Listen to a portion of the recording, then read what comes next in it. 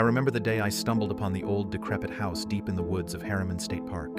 It was a chilly autumn afternoon, the kind where the sun barely breaks through the thick canopy of trees, casting eerie shadows that dance across the forest floor. I had heard whispers about this place. Locals called it the Whistler House, named after the ghostly figure said to roam its halls, forever searching for something lost. As I hiked deeper into the woods, the air grew heavy with an unsettling silence. The only sounds were the crunch of leaves beneath my boots and the distant rustle of branches. I felt a chill run down my spine, but curiosity pushed me forward. I had to see it for myself. When I finally reached the clearing, there it stood, an old Victorian house, its paint peeling and windows shattered. Vines crawled up the sides like skeletal fingers, and the front door hung ajar, creaking softly in the wind.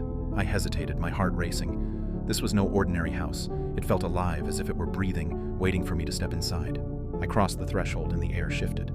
The musty scent of decay filled my lungs, and I could almost hear the whispers of those who had come before me. The floorboards groaned under my weight, and I felt a presence, something watching from the shadows.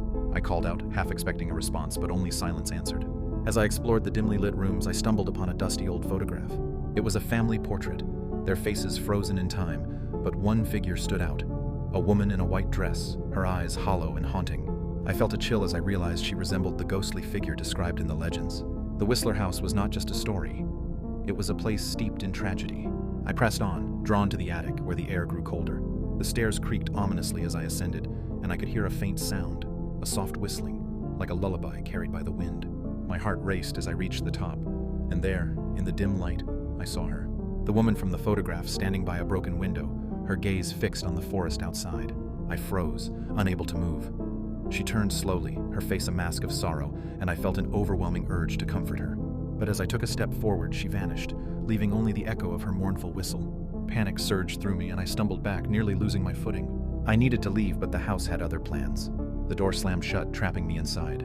I could hear whispers now, a cacophony of voices rising from the walls, each one telling a different story of despair and loss. I felt the weight of their sorrow pressing down on me, suffocating. In a frenzy, I searched for another way out, but the house twisted and turned, leading me deeper into its dark heart. I found myself in a room filled with old toys, their eyes staring blankly at me. A child's laughter echoed, chilling me to the bone. I turned to leave, but the door had vanished, replaced by a wall of shadows. Desperation clawed at me as I stumbled back, and that's when I saw it. A small door hidden behind a tattered curtain. I rushed toward it, praying it would lead me to freedom. As I pushed it open, I was met with a blinding light, and for a moment, I thought I was free. But instead, I found myself back in the attic, the woman standing before me once more. This time, she reached out, her hand trembling. I could feel her pain, her longing for something lost. I realized then that she was trapped.